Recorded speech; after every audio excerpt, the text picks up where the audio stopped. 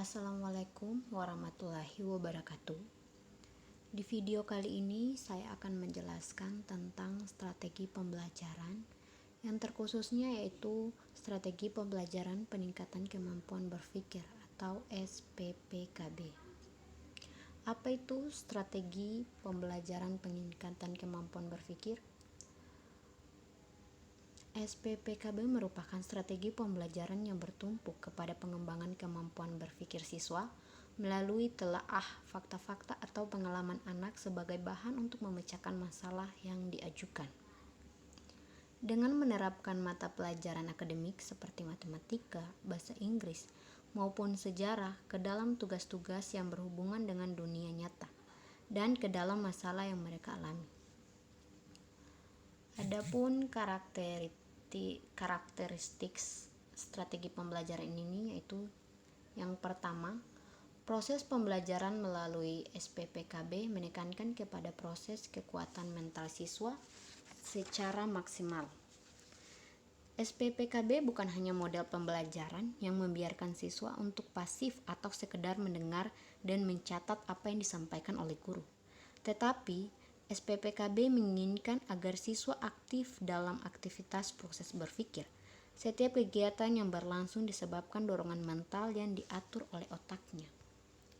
Yang kedua yaitu SPPKB dilaksanakan dalam situasi dialogis dan proses tanya jawab secara terus-menerus.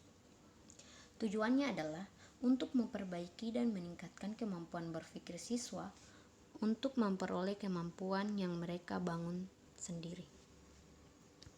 Yang ketiga yaitu SPPKB menyadarkan akan dua masalah pokok, yaitu di sisi proses dan hasil belajar.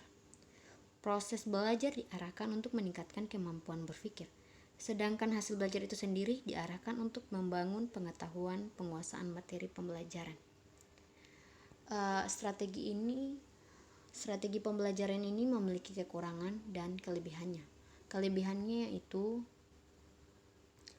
yang pertama, melatih daya pikir siswa dalam menyelesaikan masalah yang ditemukan dalam kehidupannya. Yang kedua, siswa lebih siap menghadapi setiap persoalan yang disajikan oleh guru. Yang ketiga, siswa diprioritaskan lebih aktif dalam proses pembelajaran. Yang keempat, memberikan kebebasan untuk mengeksplor kemampuan siswa dengan berbagai media yang ada. Adapun kekurangan dari strategi pembelajaran ini yaitu yang pertama, SPPKB yang membutuhkan waktu yang relatif banyak, sehingga jika waktu pelajaran singkat maka tidak akan berjalan dengan lancar. Yang kedua, siswa yang memiliki kemampuan berpikir rendah akan kesulitan untuk mengikuti pelajaran, karena siswa selalu akan diarahkan untuk memecahkan masalah-masalah yang diajukan. Yang ketiga, guru atau siswa yang tidak memiliki kesiapan akan SPPKB ini akan membuat persoalan pembelajaran tidak dapat dilaksanakan sebagaimana seharusnya, sehingga tujuan yang ingin dicapai tidak dapat terpenuhi. Yang keempat, SPPKB hanya dapat diterapkan dengan baik pada sekolah yang sesuai dengan karakteristik SPPKB itu sendiri. Upaya pemecahan masalah. Yang pertama yaitu pemecahan masalah bisa dilakukan dengan yang pertama, meningkatkan neokorteks peserta didik. Apa itu neokorteks? Neokorteks adalah bagian dari otak manusia yang dikenal dengan otak berpikir. Neokorteks terbagi atas dua bagian, yaitu otak kiri dan otak kanan. Yang kedua itu meningkatkan kecerdasan multiple intelligency. Multiple intelligency atau MI dalam Frames of Mind mendefinisikan 6 jenis intelijensi atau kerangka pikiran yang masing-masing berbeda, dapat ditelusuri hingga bagian terpisah dari otak manusia. Sebelumnya dikenal dengan bakat, kecerdasan, kapasitas, kemampuan atau kekuatan manusia, tetapi tidak disebut dengan intelijensi atau kecerdasan. Kesimpulan dari strategi pembelajaran ini yaitu strategi pembelajaran peningkatan kemampuan berpikir adalah strategi yang digunakan untuk meningkatkan kemampuan berpikir siswa.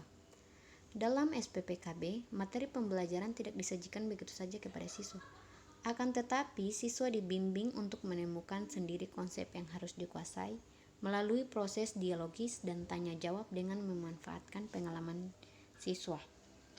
Mungkin itu saja penjelasan singkat dari video saya mengenai strategi pembelajaran, terkhususnya strategi pembelajaran peningkatan kemampuan berpikir. Jadi, setiap strategi pembelajaran itu masing-masing memiliki kekurangan dan kelebihannya. Pemilihan untuk menerapkan strategi pembelajaran itu tergantung kondisi dan situasi yang ada. Mungkin itu saja, sekian dan terima kasih.